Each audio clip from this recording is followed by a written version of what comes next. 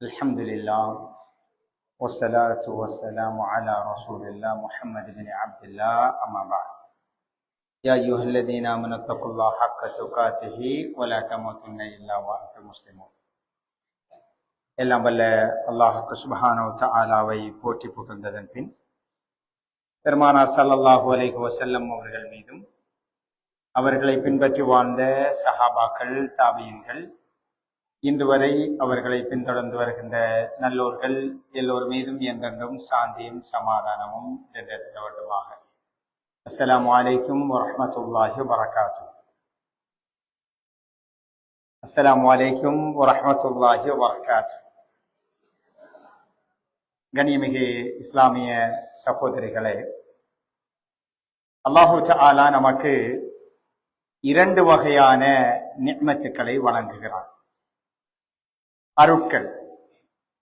ஒரு வகையான அருட்கள், இவை எல்லாமே நிஅமத்து தான் என்பதை அடிக்கடி வாழ்நாளில் உணர்கிறோம். உடல் ஆரோக்கியம், ஒரு நோய் வருகிற நேரத்தில் எவ்வளவு பெரிய ஒரு நிஅமத் என்கிற உணர்வுகள் எங்களுக்கு என்ன செய்து வருகிறது. ஒரு வறுமையான சூழலில் வசதி ஒரு நிஅமத் என்று தெரிகிறது. சமூகத்தில் ஒரு நல்ல நிலையில் வாழுதல் ஒரு நிஅமத், அருள் என்று தெரிகிறது. ஆனால் இன்னும் சில அருட்கள் இருக்கின்றன, அவைகளை நாங்கள் எல்லோரும் அருளாக பார்ப்பதே இல்லை, அது நிஅமத்தாக தெரிவதே இல்லை. அப்படியான ஒரு நிஅமத் தான் குழந்தை பாக்கியம். குழந்தை பாக்கியம் என்பது பெரியோரு நிஅமத். இதை பாக்கியமாக இன்று பார்க்கவில்லை, யாரும் அதை உணரவில்லை என்பதற்கு பெரியோர் எடுத்துக்காட்டு. எங்கட உம்மாமார், எங்கட உம்மாமாட உம்மாமார் பிள்ளைகளின் எண்ணிக்கை எத்தனை? 10, 15, 18. ஆனால் எங்களுடைய இந்த தலைமுறையின் பிள்ளைகளின் எண்ணிக்கை எத்தனை? 2, 3. அதை நிஅமத்தாக உணர்ந்திருந்தால், அருள் என்று தெரிந்திருந்தால், நாம் எண்ணிக்கையை அதிகப்படுத்த யோசித்திருப்போமா, சுருக்குவதற்கு யோசித்திருப்போமா? நிச்சயமாக நாங்கள் நிஅமத் என்று இன்னும் உணரவில்லை. தலைப்புக்குள் வருவதற்கு முன்னாடி சில முன்னுரைகள். நாம் எங்களுடைய உம்மாமாமார் குழந்தைகளை வளர்த்தார்கள், பிள்ளைகள் வளர்த்தார்கள். எண்ணிக்கை 15, 12, 13 என்று இருந்தது. ஆனால் அவர்கள் ஒரு பதட்டத்தை உணரவில்லை, அமைதியாக வளர்த்தெடுத்தார்கள். சுமையை உணரவில்லை, சிம்பிளா எல்லாவற்றையும் செஞ்சுக்கு போனார். ஆனால் இன்றைக்கு 2 பிள்ளைகள் தான், ஆனா பெரிய ஒரு பதட்டம், பெரிய டென்ஷன். எங்கேயாவது பிள்ளை வளர்ப்பு என்று தலைப்பு போடப்பட்ட பள்ளியினரையும் ஸ்கூலினரையும் பிள்ளைகள் தொடர்பான உளவியல் என்றால் நிறைய கிரௌட் வரும். 2 வச்சுக்கு பெரிய ஒரு சுமையையும் பதட்டத்தையும் உணர்கிறோம். அதுக்கு அடிப்படை காரணி என்னென்றால், இதை ஒரு நிஅமத்தாக உணர்வதற்கு தவறிவிட்டோம். ரசூல் ஸல்லல்லாஹு அலைஹி வஸல்லம் அவர்களுடைய ஒரு விருப்பத்தை நடைமுறைப்படுத்துவதை மறந்து விட்டோம். அல்லாஹ்வுடைய தூதர் என்ன சொன்னாங்க? நீங்கள் திருமணம் செய்கிற நேரத்தில் அதிகமாக குழந்தைகள் பெற்றெடுக்கக்கூடிய பரம்பரையை பார்த்து திருமணம் செய்து கொள்ளுங்கள். ஏனென்றால் நாளை மறுமையில் உம்மத்தில், சமூகத்தில் அதிகமானோராக என்னுடைய உம்மத் இருக்க வேண்டும் என்று நான் ஆசைப்படுகிறேன். அப்படி என்ன? அப்ப ஸல்லல்லாஹு அலைஹி வஸல்லம் அவர்களுடைய விருப்பம் என்னது? பிள்ளைகள் அதிகமாக இந்த உம்மத்தில் இருக்கணும் என்பது ரசூலுல்லாஹ்வுடைய விருப்பம். ரசூலுல்லாஹ்வுடைய விருப்பம் எண்ணிக்கை சுருக்கப்படுகிற நேரத்தில், அல்லாஹ்வுடைய தூதரின் விருப்பம் நிறைவேற்றப்படாத நேரத்தில் பிரச்சனையும் பதட்டமும் நிறைய வரும். இப்ப ஒரு 12 பிள்ளைகள் 10 பிள்ளைகள் இருக்கிற நேரத்தில் வீட்டு சூழலில் ஒரு பரக்கத் இருந்துச்சு. மூத்த பிள்ளைக்கு வயசு 30, கடைசி பிள்ளைக்கு வயசு 10. அப்ப 30க்கும் 10க்கும் இடையில 20 வருஷம் வித்தியாசம் இருந்துச்சு. ஆடைகளை மாற்றிக்கொண்டது போன்று, ஷோப்பா அவர்கள் நானா தம்பி தாத்தா தங்கச்சி மாற்றிக்கொண்டதை போன்று உணர்வுகளையும் மாற்றிக்கொண்டார். நண்பனும் சகோதரி சகோதரன் கிடைத்தார். ஒரு தாய் அந்தஸ்தில் தகப்பன் அந்தஸ்தில் இருந்து கரம் பிடித்து நடப்பதற்கும் இன்னொரு சகோதரன் பலம் சூழலில் கிடைத்தார். இன்னைக்கு என்னண்டா 2 பேர் தான். அவன் வெளிச்சூழலில் அவனுடைய எல்லா வகையான தேவைகளையும் தேட முற்படுகிறான். வெளியே போகிற நேரத்தில் பல நேரங்களில் அந்த சூழல் தவறாக அமைகிறது. எண்ணிக்கைகள் சுருங்கியதுதான் பிரச்சனைகள் பையன் இவ்வளவு பதட்டத்தை நாங்க உணர்றதுக்கான அடிப்படை காரணம். ஏன்னா ரசூலுல்லாஹ்வுடைய விருப்பம் அங்க இல்லை. உலகியல் காரணிக்காகத்தானே நாம் எண்ணிக்கையை சுருக்கிறோம். துனியா காரணி தானே, வேற ஒரு காரணியும் கிடையாது.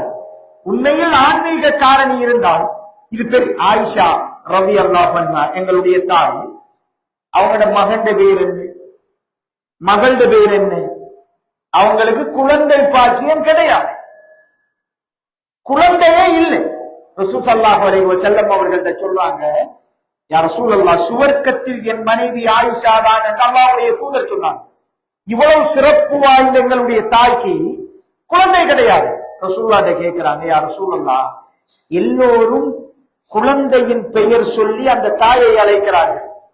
உம்மு ஃபாத்திமா, ஃபாத்திமாட உம்மா, முஹம்மதின் உம்மா என்று அழைக்கிறாங்க. என்னையும் அப்படி அழைக்க வேண்டும் என்று எனக்கு ஆசையாக இருக்கிறது அப்படின்னு கேட்கிறாங்க. அல்லாஹ்வுடைய தூதர் சொல்கிறார்கள், ஆயிஷாவே, இது அல்லாஹ்வுடைய சிறப்பு, அவன் நாடியவர்களுக்கு அதை கொடுக்கிறான் அப்படிங்கிறாங்க. ஆயிஷா நாயகே கிடைக்காத அந்த பாக்கியம் நமக்கு கிடைச்சிருக்கிறது. முதல்ல இது பெரிய ஒரு நிஅமத், என்ற லைஃப்ல கிடைச்ச ஹிதாயத், நேர்வழி. இஸ்லாம் எவ்வளவு பெரிய ஒரு நிஅமத்தோ அது மாதிரி முக்கியமான ஒரு நிஅமத்துக்களில் ஒன்று குழந்தை பாக்கியம் என்பதை முதல்ல நாங்க நினைக்கிறோம். இதை உணரணும்.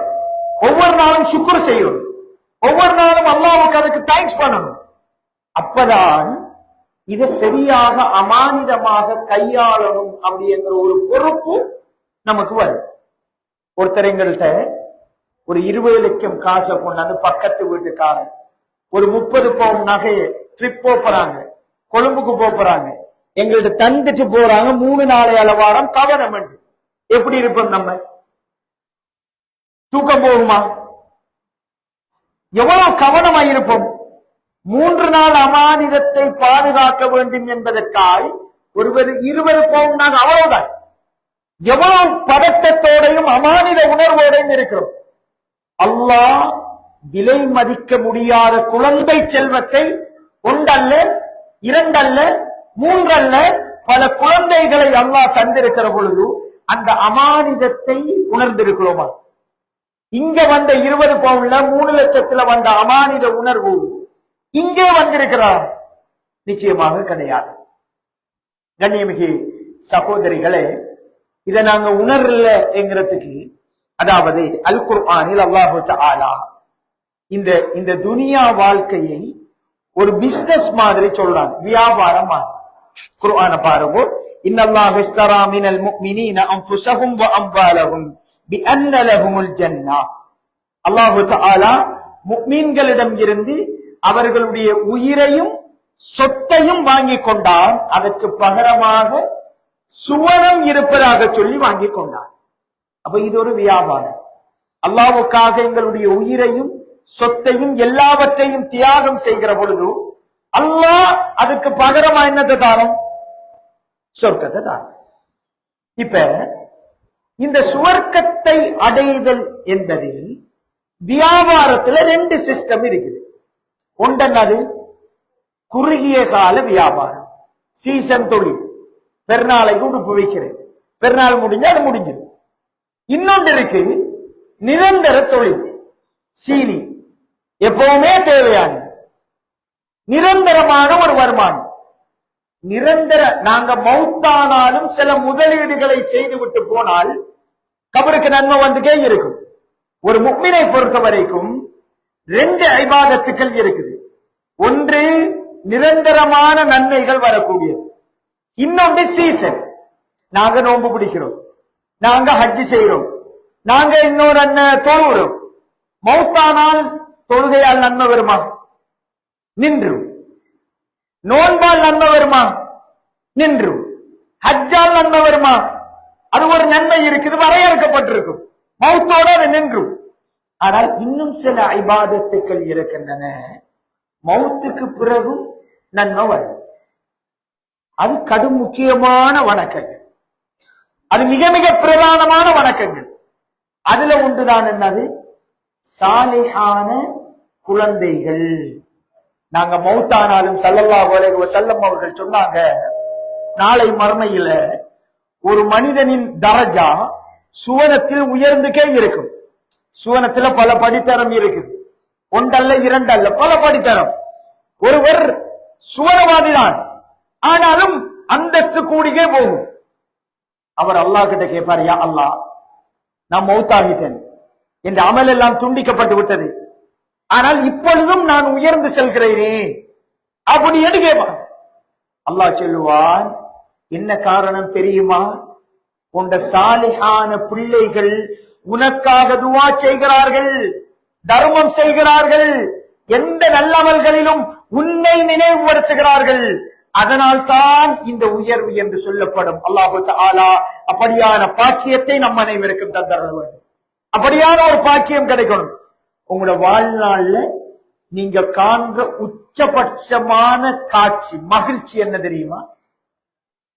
கடுமையான ஒரு மகிழ்ச்சி என்ன தெரியுமா? நான் இரவு நேரத்தில் தொழுகைக்கு எழும்புகின்ற நேரத்தில் என் மகன் சுஜூதிலே இருக்கிறான் என்பதை நீங்கள் காண்கின்ற நேரம்தான் நீங்க வாழ்நாளில் ஒரு தாயாக வெற்றி பெற்றிருக்கிறீர்கள் என்பதற்கான முதன்மை அடையாளம். நீங்கள் உயிரோடு இருக்கிற பொழுது உங்களுடைய பிள்ளைகள் கையேந்தி கண்ணீர் வடித்து ரப்பிர்ஹம்ஹுமா கமா ரப்பயானி ஸகீரா என்று உங்களுக்காக துஆ செய்வது உங்களுடைய காதுகளில் கேட்டால், அல்ஹம்துலில்லாஹ், நான் வெற்றி பெற்றிருக்கிறேன் என்பதற்கான முதன்மை அடையாளம் அது. கண்ணியமிகு சகோதரிகளே, இந்த தாயாக நாம் ஆக வேண்டும் என்பதுதான் இந்த அமர்வின் நோக்கம். இந்த அமர்வின் நோக்கம். கண்ணியமிகு சகோதரிகளே, ரசூலுல்லாஹி ஸல்லல்லாஹு அலைஹி வஸல்லம் அவர்கள் சொன்னார்கள், குல்லு மௌலூதின் யூலது அலல் ஃபித்ரா, எல்லா பிள்ளைகளிலும் இயற்கை தீனுல் இஸ்லாத்திலே பிறக்கிறார்கள். எல்லாரும் பிறக்க நல்ல பிள்ளைகள். இந்த ஹதீஸை வச்சுதான் உலமாக்கள் சொல்லுவாங்க, ஒரு காஃபிர், ஒரு இறை மறுப்பாளரின் குழந்தை பிறந்தவுடன் மௌத்தா போயிட்டு, அவனோட தாய் தகப்பன் முஸ்லிமா இல்ல, இப்ப அந்த குழந்தையின் சட்டம் என்ன, சுவனமா நரகமா என்ற தீர்ப்பை பேசுகிற பொழுது இந்த ஹதீஸை வச்சுதான் முடிவுக்கு வருவாங்க. எந்த ஹதீஸ்? பிள்ளைகள் எல்லோரும் பிறக்கின்ற நேரத்தில் இயற்கை தீனுல் இஸ்லாத்திலே பிறக்கிறார்கள்.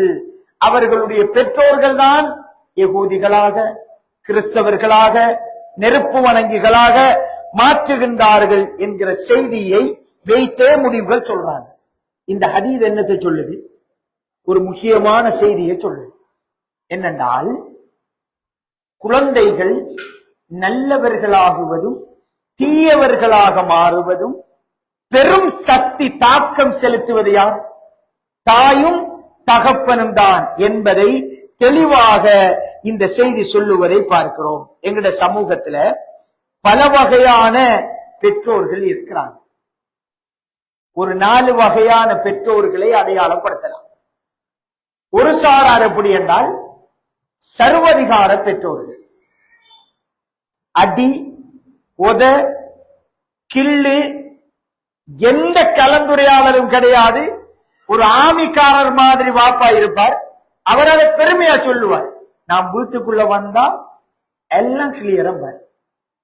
உம்மாவும் நம்மகிட்ட பேச்சே கிடையாது, அடிதான். அடிச்சா சரி வருமா? அப்படியம்பாங்க. அடி தேவையான இடத்தில் மருந்து மாதிரி தேவைதான், பின்னாடி பேசுவோம். ஆனால் சர்வதிகார பெற்றோர்கள் ஒரு நாளில் தோற்று போவார்கள் நிச்சயமாக. 18 வயது வரைக்கும் அந்த சர்வாதிகாரம் வேலை செய்யும்.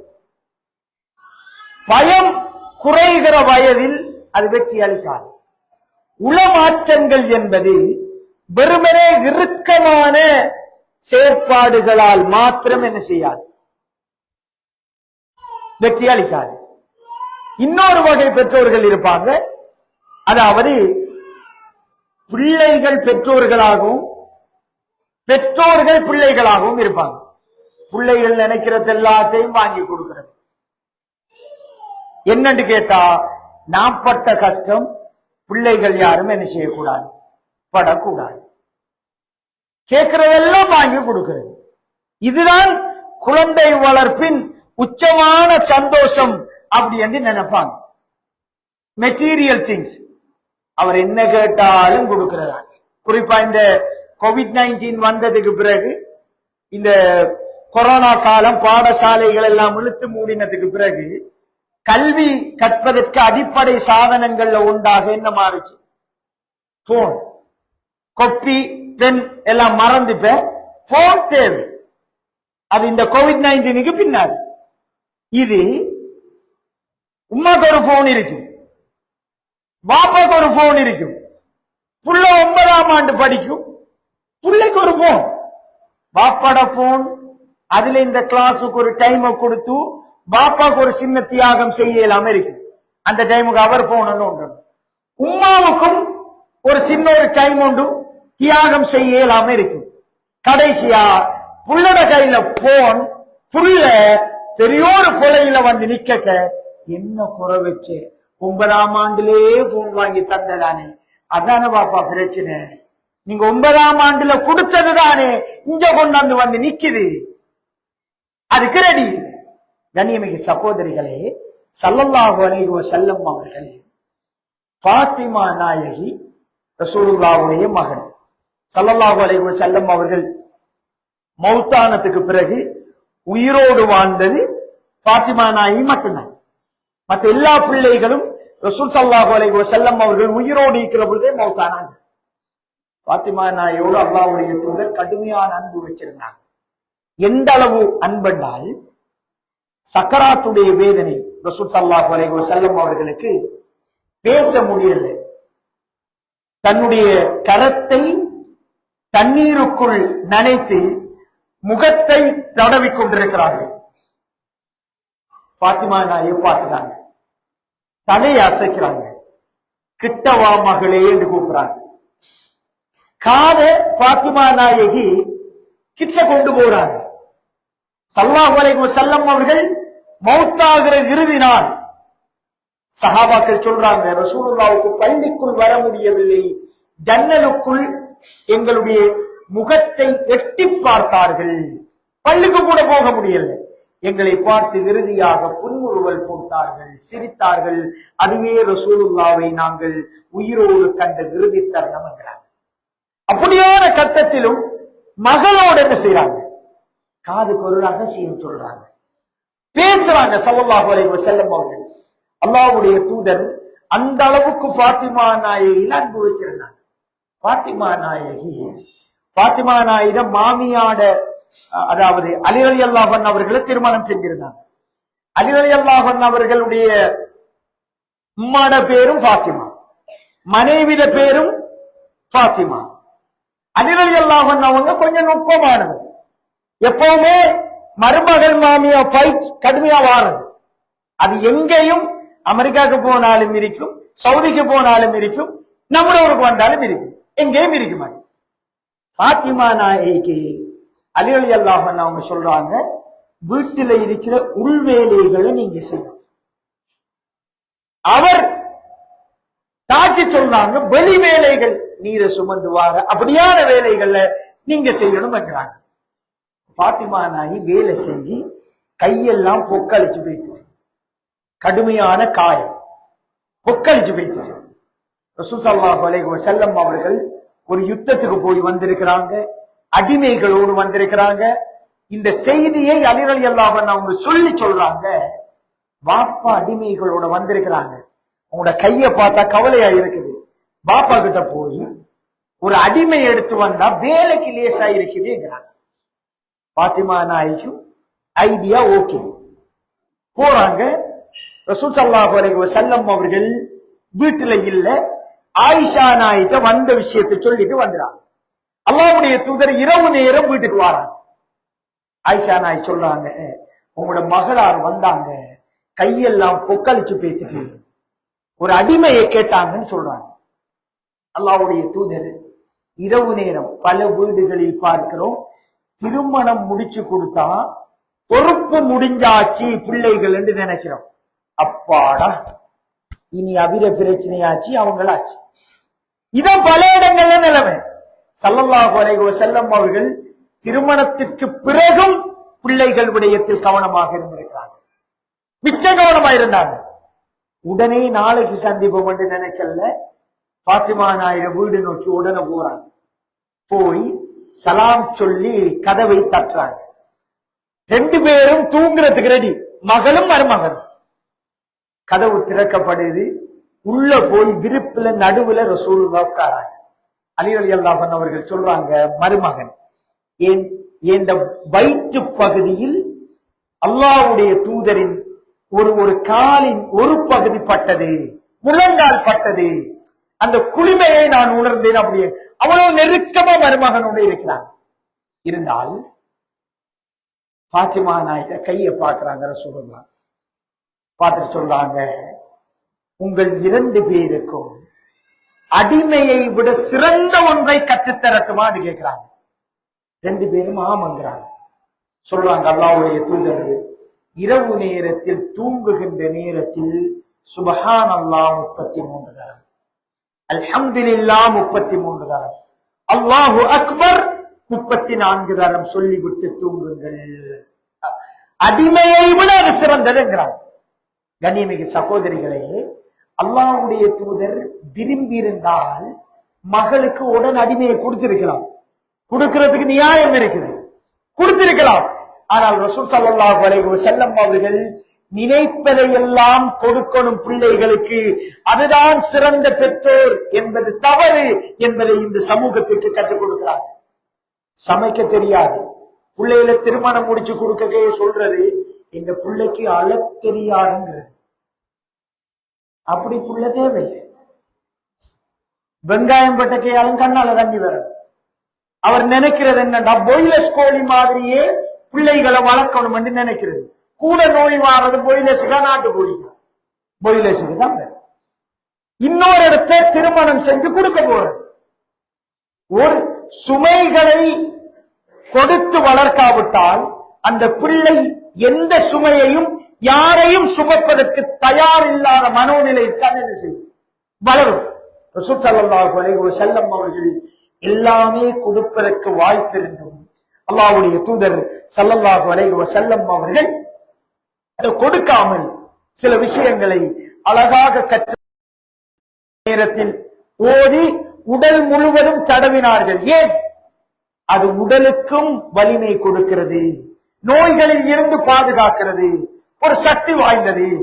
கண்ணியமிகு சகோதரிகளே, அப்படி என்றால் இந்த இரண்டாவது வகை விரும்புறதெல்லாம் கொடுக்கிறது. போன் அண்டா போன், அந்த வயசு பிள்ளையோட வயசு என்ன, இந்த வயசுக்கு இது பொருத்தமா, அவரை சேர்க்கை என்ன, மற்ற நண்பர்கள் இந்த பொருளை எப்படி புரிந்து கொள்வார்கள், பிள்ளைகள் மீது பொறாமை வருவதற்கு இது ஒரு காரணமாக அமையுமே என்கிற எந்த புரிதலும் இல்லாம அள்ளி கொடுக்கணும் என்று நினைக்கிறார்.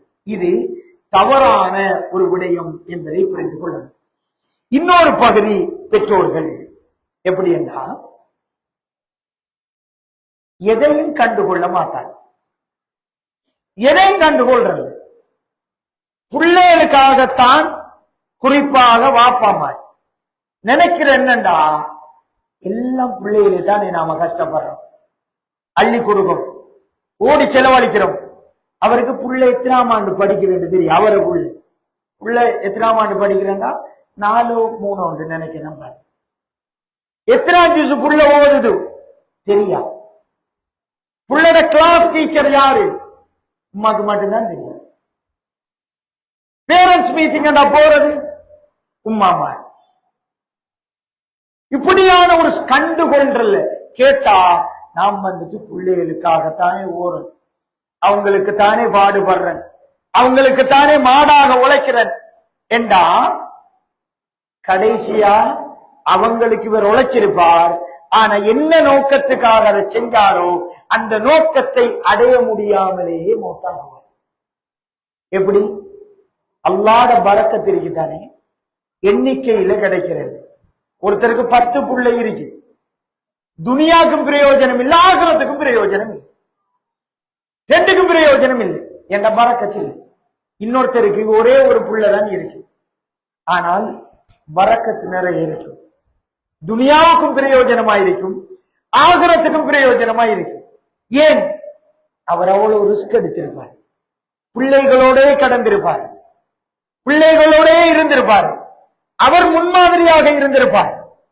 இப்ப பல பெற்றோர்கள் கேட்டா எனக்கு நேரம் இல்லைம்பார், பேரண்ட்ஸ் மீட்டிங் கோல் வரும், எனக்கு நேரம் இல்லைம்பார். பிள்ளைகளுக்கு நேரம் ஒதுக்க முடியாத ஒருவர், ஒரு தாய், ஒரு தகப்பன் சிறந்த பிள்ளைகளை உருவாக்க முடியுமா சகோதரிகளை? கணவன் மனைவி இது தொடர்பா கொஞ்சம் கலந்துரையாடல் செய்யும்.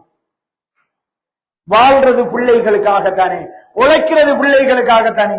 நீங்க இல்லாம இந்த உழைப்பும் இது போய் சேருமா? நாங்க எங்களோட பிள்ளைகளுக்கு கொடுக்க வேண்டிய மிக உச்சமான ஒரு விஷயம், பெற்றோர்களாக பிள்ளைகளை கையேந்தாத நிலையில வைக்கணும். யாருக்கிட்டையும் கையேந்தாத ஒரு நிலையில் அவங்க வாழணும் என்பது உண்மை. அதை விட முக்கியம் என்னது? ஒழுக்கமுள்ள பிள்ளைகளாக அவனை நிப்பாட்டணும்ங்கிறது அதை விட முக்கியம். பாருங்க, ஒரு சில விஷயங்களை பாருங்க. ரசூலுல்லாஹ்வுடைய சபையில உமர் ரலியல்லாஹு அன்ஹு அவர்கள் ஒரு முக்கியமான ஒரு நபி தோழர். இவர் ரசூலுல்லாஹ்வுடைய சபையில இருக்கிறாங்க. அல்லாஹ்வுடைய தூதர் கேட்கிறாங்க, ஒரு மரம் இருக்குது, அந்த மரத்திற்கும் முஃமினுக்கும் இடையில் நெருக்கமான தொடர்பு இருக்கிறது. அந்த மரத்தின் தன்மையும் ஒரு முஃமினின் தன்மையும் ஒரே மாதிரி தான் அப்படிங்கிறார். என்ன மரம் தெரியுமான்னு சபையில கேட்கிறாங்க. உமர் ரலியல்லாஹு அன்ஹு அவங்க சின்ன மகன் இப்னு உமர் ரலியல்லாஹு அன்ஹு அவங்களோட போயிருக்கிறாங்க. அந்த சபையில பெரிய பெரிய ஆட்கள் எல்லாம் இருக்கிறாங்க. ஒருத்தருமே சொல்லல, யாரும் சொல்லல. ரசூல் ஸல்லல்லாஹு அலைஹி வஸல்லம் அவர்கள் அது ஈத்த மரம் அப்படின்னாங்க. ஈச்ச மரம் என்றாங்க. கண்ணியமிகு சகோதரிகளே, சபை முடிஞ்சிட்டு, இதான் பாயிண்ட். கலைஞ்சு வாராங்க. உமர் ரலியல்லாஹு அன்ஹு அவர்களிடம் மகன் சின்னான் இப்னு உமர் ரலியல்லாஹு அன்ஹு அவர்கள், தந்தையே, அந்த விடை எனக்கு தெரியும், ஈத்த மரம் தான் என்று மனம் சொல்லியது என்கிறாங்க. பாப்பா கேட்கிறாங்க, மகன், அந்த சபையில நீ அதை சொல்லி இருக்கலாமே, நான் சந்தோஷப்பட்டிருப்பேனே அப்படிங்கிறாங்க. மகன் சொல்றாரு, இல்லவாப்பா, அந்த சபையில ரசூலுல்லாஹ் இருந்தது, மூத்தாக்கள் பலரும் இருந்தாங்க, நான் பதில் சொல்றது பொருத்தமா இருக்காது. சுப்ஹானல்லாஹ். இதுதான் உமர் ரலியல்லாஹு அன்ஹு அவர்களின் வெற்றி. சஹாபாக்களின் வீட்டு சூழலில் வாழ்ந்த சாதாரண சின்ன குழந்தை ஒரு சபையில் எப்படி நடக்க வேண்டும் என்கிற முதிர்ச்சியும் பண்பையும் அவர்கள் விதைத்திருந்தார்கள். இதை விதைக்காத உழைப்பு தேவையில்லை, இதை விதைக்காத வருமானம் தேவையில்லை. இது முக்கியமானது, இது முக்கியமானது. என்ற மகனுக்கு நான் கொடுக்கிற பெரியோர் அடையாளம் நல்லொழுக்கம், மனித வளம், நல்ல பண்புள்ளவன் என்பதுதான் முதன்மை சொத்து என்பதில் மிக குறியாக இருக்கும். கண்ணியமிகு, ஏண்டா அதான் நம்மளோட கபருக்கு வாரு. அவர் தொழிலதிபர், அவர் ஒரு ஆலிம், அவர் இன்னொரு அண்ணன் ஒரு பொலிட்டிஷியன், ஒரு டாக்டர், இது எல்லாத்துக்கும் முன்னாடி அவர் ஒரு நல்ல மனிதர். மாஷா அல்லாஹ், நல்ல புள்ள என்கிறது தான் உங்களோட கபருக்கு வரும். அதுலதான் நாங்க சுயநலவாதிகள் என்றால் அதுலதான் ரொம்ப குறையாக இருக்கணும் என்பதை புரிந்து கொள்ளணும். உண்மையிலே முக்கியமான பெற்றோர்கள் அல்லாஹ்வும் அல்லாஹ்வுடைய தூதர் ஸல்லல்லாஹு அலைஹி வஸல்லம் அவர்களும் பிள்ளை வளர்ப்பில் கற்றுத்தந்த வெற்றிகரமான பெற்றோர்கள் யார் அப்படின்னால் நடுநிலை பேணக்கூடிய பெற்றோர்கள். அடிக்க வேண்டிய இடத்த அடிப்பாங்க, முத்தமிட வேண்டிய இடத்த முத்தமிடுவாங்க, பாராட்ட வேண்டிய இடத்துல பாராட்டுவாங்க, கண்டிக்க வேண்டிய இடத்துல கண்டிப்பாங்க, கொடுக்க வேண்டிய இடத்துல கொடுப்பாங்க, கொடுக்க கூடாத இடத்துல கொடுக்க முடியாது என்பதில் உறுதியாக இருப்பாங்க. இப்படியான பெற்றோர்கள் ஸல்லல்லாஹு அலைஹி வஸல்லம் அவர்கள் எந்த அளவுக்கு பிள்ளைகளோடு நெருக்கமாக இருந்தாங்கன்னு பாருங்க. ரசூலுல்லாஹ்வை விட பிஸியான ஆட்கள் உலகத்தில் ஆரம்பிக்காங்களா? எவ்வளவு வேலைப்படு, எவ்வளவு கஷ்டமான வேலைகள். ரசூலுல்லாஹ்வுடைய பேரன்மார் யாரு? ஹசன், ஹுசைன் ரலியல்லாஹு அன்ஹு. இந்த ரெண்டு பேருமே ரசூலுல்லாஹ் கிட்ட வருவாங்க. வந்தால் காலை மடக்கி கையை முன்னாடி குத்தி கொண்டு தவழுவாங்க. பேர பிள்ளையில பார்த்து அல்லாஹ்வுடைய தூதர் சொல்லுவாங்க, உங்களோட குதிரை வந்துச்சு, ஓடி வாங்க விளையாட அப்படியம்பாங்க. ரெண்டு பேரும் ஓடி வந்து ரசூலுல்லாஹ்வுடைய முதுகுல ஏறுவாங்க. அல்லாஹ்வுடைய தூதர் தவண்டு தவண்டு விளையாடி சிரித்துக் கொண்டிருப்பார்கள். விளையாட்டு பொருள் வாங்கி கொடுக்கல, அவரே விளையாட்டு பொருளாக ரசூலுல்லாஹ் என்ன செஞ்சாங்க? மாறினாங்க. இந்த சூழல் இருக்கிறார். பிறந்த ஒரு 2-3 வயசு வரைக்கும் இருக்கு. அதுக்கு பிறகு தொடர்பு குறைஞ்சு குறைஞ்சு குறைஞ்சு குறைஞ்சு எங்கேயோ நிற்பாங்க. இதான் பெரிய ஒரு பிரச்சனை. எல்லா பித்னாவும் உள்ள வாரத்துக்கு இந்த கம்யூனிகேஷன் எரர் வாரதான் பிரச்சனை. போன் கதைக்கிறோம், கவரேஜ் ப்ராப்ளம் வந்தா சரியா கேட்குமா? அடைக்கும். கட் பண்றேன்னு சொல்லி கட் பண்ண வேண்டியதான் வரும். குழந்தைகளுக்கு நமக்கும் இடையிலான தொடர்புகள்ல கவரேஜ் ப்ராப்ளம் வந்தா சிக்கல். பல இடங்கள்ல இதான் நடக்குது. நேரம் ஒதுக்குறது. நேரம் ஒதுக்குதல் என்பது உடலால் அல்ல, உள்ளத்தால ஒதுக்கணும்.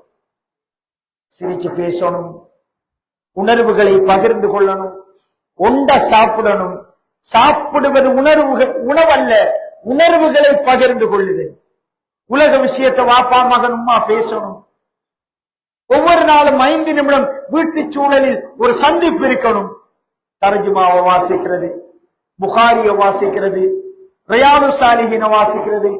இன்றைக்கு ஒரு ஹதீஸ் உம்மா வாசிக்கிறா, நாளைக்கு பாப்பா வாசிக்கிறது, நாளை அன்றைக்கு மூத்த மகன், அடுத்த நாள் 2வது மகன். எந்த வீட்டு சூழல்ல இருக்குது? இது கிடையாது. அல்லாஹ்வுடைய தூதரின் ஸல்லல்லாஹு அலைஹி வஸல்லம் அவர்களுடைய வீட்டு சூழல் இப்படி இருக்கல. நீங்க குர்ஆன்ல பார்க்கலாம், நிறைய பெற்றோர் பிள்ளை உறவை பற்றி அல்லாஹ் நிறைய இடத்துல சொல்றாங்க. ஒரு விஷயத்தை திருப்பி திருப்பி சொல்றது பொருத்தமில்லை. ஆனா அல்லாஹ் பல இடங்களை சொல்றான். பாருங்க, யஹ்யா அலைஹிஸ்ஸலாம் மகன், ஜக்கரியா அலைஹிஸ்ஸலாம் தந்தை, தாவூத் அலைஹிஸ்ஸலாம், சுலைமான் அலைஹிஸ்ஸலாம். குர்ஆன் அல்லாஹ் பேசுறான். நூஹ் அலைஹிஸ்ஸலாம் மகன் கன்ஆன், யூசுப் அலைஹிஸ்ஸலாம் யாக்கூப் அலைஹிஸ்ஸலாம், இப்ராஹிம் அலைஹிஸ்ஸலாம் ஆசர், இப்ராஹிம் அலைஹிஸ்ஸலாம் இஸ்மாயில் அலைஹிஸ்ஸலாம், மரியம் அலைஹிஸ்ஸலாம். எல்லா விடயங்களையும் ஏனண்டா இது அவ்வளவு முக்கியமான ஒரு பகுதி, அவ்வளவு முக்கியமான ஒரு பகுதி. நாங்க லேசா சொர்க்கம் போகணும்டா, நாங்க கையில் எடுக்க வேண்டிய முக்கியமானது எங்கட பிள்ளைகளை சாலிகான முறையில் வளர்த்து விட்டால் அது நிரந்தர வருமானம். நிரந்தர வரும். கொழும்புல ஒரு வீடு வளவு வாங்கி போட்டாச்சு, வாடகைக்கு கொடுத்தாச்சு, எவ்வளவு சந்தோஷமா இருக்கும். நாங்க மௌத்தானா பிள்ளைகளுக்கு வரும், பிள்ளைகளுக்கு வரும், பிள்ளைகளுக்கு வரும். நீங்க மௌத்தாகி உலகம் அழிகின்ற வரைக்கும் நன்மை வந்துட்டே இருக்கு. சாலிகான ஒரு பிள்ளையை விட்டுட்டு போறது. அதுக்கு நாங்க என்ன செய்யலாம் என்பது தொடர்பாக சீரியஸா யோசிக்கணும். பாருங்க, ஜக்கரியா அலைஹிஸ்ஸலாம் அவர்கள் இப்ப நாங்க துவா கேட்க ஜக்கரியா அலைஹிஸ்ஸலாம் துவா கேட்கிறாங்க, வஜ்அல்ஹு ரப்பி ரதியா யர்ஸினி வ யர்ஸு மின் ஆலி யாக்கூப், எனக்கு ஒரு வாரிசை தந்தருள்வாயாக யா அல்லாஹ், உன் திருப்பொருத்தத்தை பெற்ற வாரிசு அப்படிங்கிறாங்க. சகோதரிகளே, ஜக்கரியா அலைஹிஸ்ஸலாம் கேட்கல, யா அல்லாஹ் இந்த ஜனாசா தொழுகை நடத்துறதுக்கு ஒரு வாரிசை தாண்டி கேட்கல, ஒரு வைத்தியர தாயாண்டு கேட்கல, ஒரு ஆலிம தாயா அல்லாண்டு கேட்கல. யா அல்லாஹ் உண்ட திருப்பொருத்தத்தை பெற்ற ஒரு மகனை தாயா அல்லாஹ். முக்கியமான துவா, முக்கியமான ஒரு துவா. இந்த துவாவுக்கு சாதகமான இப்ப என்னென்றால், நாங்க 7 வயசுல என்ன செய்யணும், குழந்தைய தொழுகைக்கே வேணும். 10 வயசானா அடிக்கணும். 10 வயசுக்கு பிறகு தொழுகை கட்டாய கடமை. குழந்தை கிடைக்கிறதுக்கு முன்னாடியே நபிமார்கள் செஞ்ச துவா என்னது, உண்ட திருப்பொருத்தத்தை பெற்ற வாரிசு தான் எங்களுக்கு தேவை. நாங்க என்ன பண்றோம்டா, 3 வயசு 2 வயசு பிள்ளையில பாப்பா பள்ளிக்கு போக பிடிச்ச அனுப்புறது. நல்ல விஷயம், நல்ல விஷயம், தப்பெதுவும் கிடையாது. ஆனா 15 வயசு 20 வயசு பிள்ளையில அதுல கடமையான தொழுகை ஆன பிறகு அந்த பிள்ளைகள் தொடர்பாக நாங்க யோசிச்சிருக்கிறோமா, சிந்தித்திருக்கிறோமா? சகோதரிகளே, பாருங்க சில செய்திகளை. அதாவது குழந்தைகள் ரசூல் ஸல்லல்லாஹு அலைஹி வஸல்லம் அவங்க சொன்னாங்க, ஒரு மனைவிக்கு ஒரு உணவை ஊட்டி விடுவது சதகான். அப்படி என்னது, ஒரு வணக்கம். சதகான்னா ஒரு வணக்கம். அதே போன்று அல்லாஹ்வுடைய தூதர் ஸல்லல்லாஹு அலைஹி வஸல்லம் அவர்கள் சொன்னாங்க, அதாவது அல்லாஹ்வுடைய தூதர் ஸல்லல்லாஹு இடத்த கொஞ்சம் அங்கல சைடு கொஞ்சம் முன்னாடி வந்தால் பின்னாடி இருக்கிறவங்களுக்கு உதவியாக இருக்கும். இடம் கொடுத்தலும் ஒரு நன்மைதான். பரக்கல்லாஹு ஃபீக்கும். ஒத்துழைப்புக்கு நன்றிகள். கொஞ்சம் முன்னாடி வாங்க.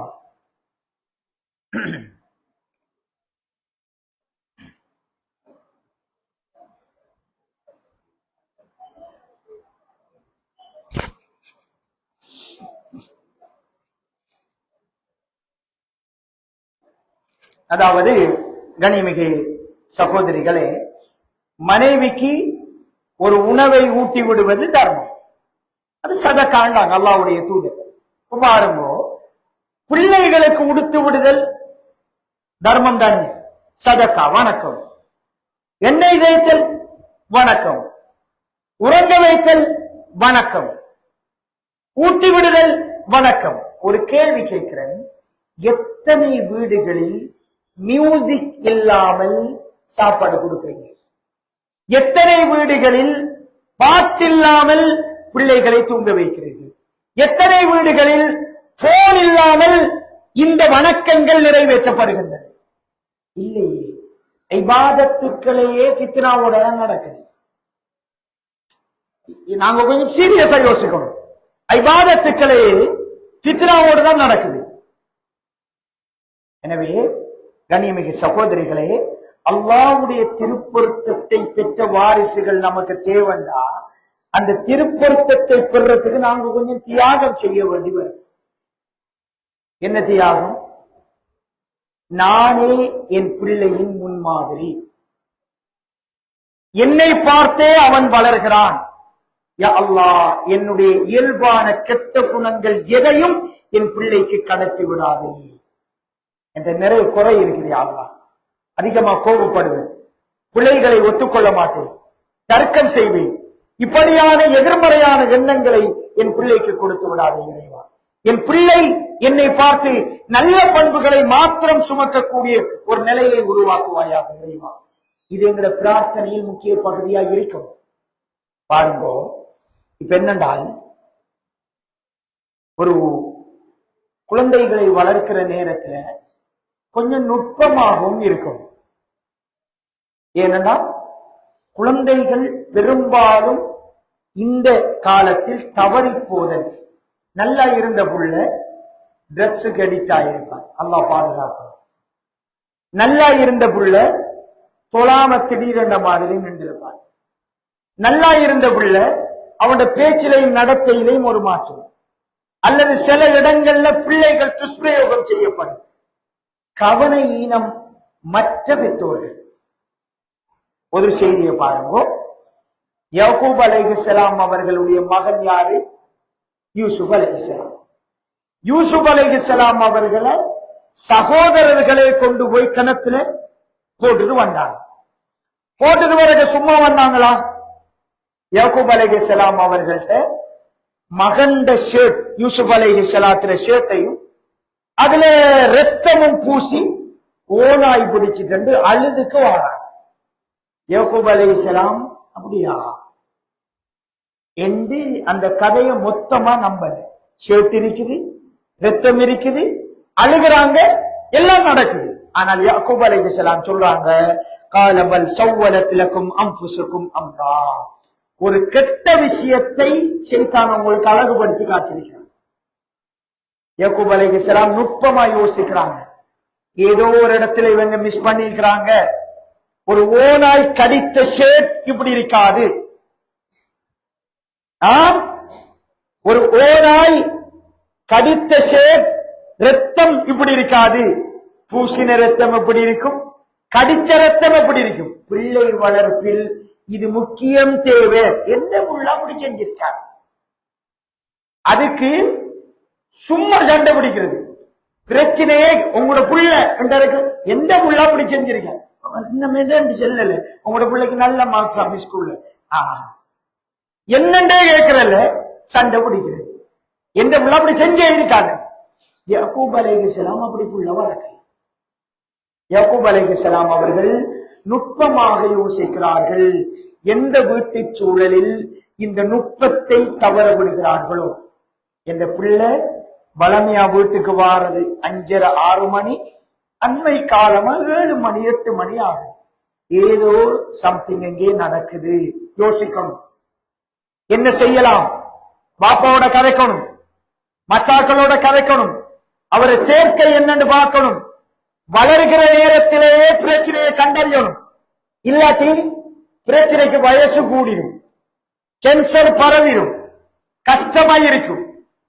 வளர்க்கிற பொழுது அதுக்கு என்னென்றால் நாங்க நுட்பமாயிருக்கணும். வீட்டை ஒருத்தர் வாராரு, இவரை கண்டா புள்ள பயப்படுது, வித்தியாசமாக இருக்குது, ஏதோ ஒன்று நடந்திருக்க வாய்ப்பு உண்டு. இது அடுத்தவரை பற்றி தவறாக நினைத்தல் அல்ல, தற்பாதுகாப்பு நடவடிக்கை. அல் விகாயா கைரும் மினல் இலாஜ். தற்பாதுகாப்பு மருந்து செய்யறதை விட முக்கியமானது. இது குழந்தைகள் வளர்ப்பில், குறிப்பாக நவீன காலத்துல நிறைய சவால் இருக்கு. ட்ரக்ஸ் ஒரு சவால், போதை வஸ்துக்கள், போன் பாவனை ஒரு சவால். பிள்ளைகள கையில அல்லாஹ்வுடைய தூதர் எவ்வளவு நுட்பமா பிள்ளைகளை பத்தி யோசிக்கிறாங்கன்னு பாருங்க. ஃபர்ரிகு பைனஹும் ஃபில் மபாஜ். ரசூலுல்லாஹ் சொல்றாங்க, உங்களோட பிள்ளைகளாக இருந்தாலும், இது குறிப்பா வயசான பெற்றோர்கள் ரொம்ப சீரியஸா யோசிங்க. உங்களோட பிள்ளைகளாக இருந்தாலும் படுக்கையில் ஒரு வயதானால் பிரித்து வையுங்கள். ஒரே போர்வையில் அவர்களை தூங்க வைக்கணும். எவ்வளவு நுட்பமா ரசூலுல்லாஹ் யோசிச்சிருக்கிறாங்க. என்ற பிள்ளை இல்லையானே அப்படி அல்ல, ஒரு வயதானால் அவர்களை பிரித்து வையுங்கள். உலகத்தில் எந்த தலைவரும் இவ்வளவு நுட்பமாக சொல்லி இருக்க முடியாது. அல்லாஹ்வுடைய தூதர் ஸல்லல்லாஹு அலைஹி வஸல்லம் அவர்கள் அழகாக சொல்லி இருப்பதை பார்க்கிறோம். எனவே குழந்தை வளர்ப்பில் மிக மிக முக்கியமானது நுட்பத்தை தவற விடாதீர்கள். அது மிக மிக அவசியமானது. அதே போன்று இன்னொரு அம்சம், நாங்க சக்கராத்துடைய நேரத்தில் யாக்கூப் அலைஹிஸ்ஸலாம் அவர்கள் இத் கால லிபனி மா தஅபுதூன மின் பஅதி, பிள்ளைகளுக்கு சொன்னாரு, எனக்கு பிறகு நீங்க யாரை வணங்குவீர்கள் என்று கேட்கிறாங்க. சுப்ஹானல்லாஹ். சக்கராத் டைம்ல யாக்கூப் அலைஹிஸ்ஸலாம் கேட்கல, அந்த காணி இன்னாருக்கு கொடுங்கோ, இந்த கடை ரூம் இன்னாருக்கு கொடுங்கோ, இது கடைசி பிள்ளைக்கு இதெல்லாம் அல்ல. பிள்ளைகள் அல்லாஹ்வை வணங்குங்கோ. இஸ்லாத்தை தௌஹீதை விதைத்தார்கள். ஏனென்றா அதுதான் நம்முடைய கபருக்கு வரும் என்பதில் மிக கவனமாக இருந்திருப்பதை பார்க்கிறோம். உலகத்திலே நிறைய சந்தோஷம் இருக்குதுன்னா, காசு பணம் ஒரு சந்தோஷம், பட்டம் பதவி ஒரு சந்தோஷம், ஒரு வாகனம் சந்தோஷம். ஆனந்த கண்ணீர் அப்படின்னு சொல்லுவாங்க. ஆனந்த கண்ணீர் என்றா என்னது? சந்தோஷம் வந்தா சிரிப்பு தானே வரணும். இது என்ன குளறுவார், அழுகைவார். ஆனந்த கண்ணீர் என்பது ஒருத்தருக்கு மட்டில்லாத மகிழ்ச்சி, சந்தோஷம் வந்தா சிரிப்பு வராது, அழுகலாம் வரும். 4 வருஷம் உங்களோட கணவர் கஷ்டப்பட்டு வெளிநாட்டுல உழைச்சி ஒரு வீடு கட்டுறார். வெளிநாட்டுல இருந்து வார குடும்பத்தை எல்லாரையும் ஒரு மாடத்து ஒரு சாப்பாடு கொடுக்க நின்று கொலவைக்கு இருப்பாரா, சிரிச்சுக்கு இருப்பாரு? சிரிச்சுக்கு இருப்பாரு. 4 வருஷத்து கனவு மகிழ்ச்சி, சிரிச்சுக்கு இருப்பாரு. அதே தாயும் தகப்பனும் ஒரு 8 வருஷம் உழைச்சி ஒரு கார் வாங்கியிருப்பாங்க. பெஸ்ட குடும்பமா வேறக்க அல்ஹம்துலில்லாஹ் சிரிச்சுக்கே பயணம் தொடரும். அதே எந்த நேரத்திலும் அழாத தகப்பன் ஒரு பிள்ளை குர்ஆன முழுவதுமாக மனனம் செஞ்சு ஹாஃபிலாகிருக்கான் என்று பள்ளியில அறிவிப்பு செய்யக்க ஒரு மூலையில தேம்பி தேம்பி சின்ன புள்ள மாதிரி குளறிக்கு இருப்பார். உங்களோட கண்ணால கண்ணீர் வடிஞ்சிக்கே இருக்கு. ஆனந்த கண்ணீர். உலகத்தில் அல்லாஹ் உச்சமான சந்தோஷத்தை பிள்ளையில தான் வச்சிருக்கிறார். வைஃபு கிட்ட அவர் பேசுவார். பிள்ளைக்கு ஒரு வருத்தம் ஹாஸ்பிட்டல்ல இருக்க, நான் 3 நாள் தஹஜ்ஜத்துக்கு எழுந்தினேன். நான் ஒது செய்ய பாத்ரூம் போக மகன் சுஜூதிலே இருந்தான் என்று சொல்லக்க அந்த வாப்ப கடும் இறுக்கமான தந்தையா இருப்பார். அவரை கண்ணால கண்ணீர் வடிஞ்சிக்கே இருக்கு. ஏனென்றா அல்லாஹு தஆலா ஆனந்த கண்ணீரை பிள்ளைகளை தான் வச்சிருக்கிறார். நீங்க வேற எங்கேயும் இந்த கண்ணீர் வராது. அல்லாஹு தஆலா உச்சமான மகிழ்ச்சியை அங்கேதான் வச்சிருக்காங்க. அவங்களோட வாழ்நாள்ல நீங்க காண்ற மிக மிக சந்தோஷமான விஷயம், நீங்க பள்ளிக்கு வரக்க முன்சப்ல மகன் தொழுதுக்கிறதா, அதை விட சந்தோஷம் எதுவும் கிடையாது. நீங்க ஒரு தர்மம் செய்யறதுக்கு முயற்சி செய்யக்க உங்களோட மகன் ஃபர்ஸ்டுக்கு பேர் அவன்ட இருக்கிறண்டா, அதை விட மகிழ்ச்சி எதுவும் கிடையாது. நீங்க உயிர் வாழ்க்கை ஒருத்தர் வந்து மாஷா அல்லாஹ் உங்களோட பிள்ளைய ஒருத்தர் சந்திச்ச ரொம்ப அஹ்லாக்கான பிள்ளை, நல்லா வளர்த்திருக்கிறீங்க, எங்க அதை விட மகிழ்ச்சி எதுவும் கிடையாது. இதுக்காகத்தான் எங்களோட வாழ்க்கையை நாங்க தயார் செய்யணும். மற்றதெல்லாம் அதுக்கு பின்ன. அல்லாஹு அக்பர், அல்லாஹ் மிகப்பெரியவன். யா அல்லாஹ், அனஸ் ரலியல்லாஹு அன்ஹு அவங்களோட தாய், அவங்களுக்கு அந்த விஷயம் தெரிஞ்சிச்சு. சின்ன பிள்ளை என் ஆகிரத்துக்கான கபருக்கான வருமானமாக இருக்க வேண்டும், அதுதான் முதன்மையான அம்சம் என்பதில் மிக தெளிவாக இருக்கணும். குறிப்பாக கண்ணியமிகு சகோதரிகளே, எனவே அல்லாஹு தஆலா நம் அனைவரையும் சாலிகான குழந்தைகளின் பெற்றோர்களாக ஆக்குவானாக. அந்த பாக்கியத்தை நம் அனைவருக்கும் தந்தருள்வானாக. அந்த பாக்கியம் கிடைப்பதற்கான முயற்சிகளை நாங்கள் பல தியாகங்களுக்கு மத்தியில் செய்ய வேண்டிய, அதை செய்யக்கூடியவர்களாக எங்களுடைய மனப்பக்குவத்தை வளர்த்துக் கொள்வதற்கும், எங்களுடைய சுயமான இயல்புகளை தாண்டி சில தியாகங்களை செய்யக்கூடியவர்களாக நம் அனைவரையும் ஆக்கி அருள்வானாக. அக்கூலு கௌலி ஹாதா அஸ்தக்ஃபிருல்லாஹ் லி வ லக்கும் ஃபஸ்தக்ஃபிருஹு இன்னஹு ஹுவல் கஃபூர் ரஹீம்.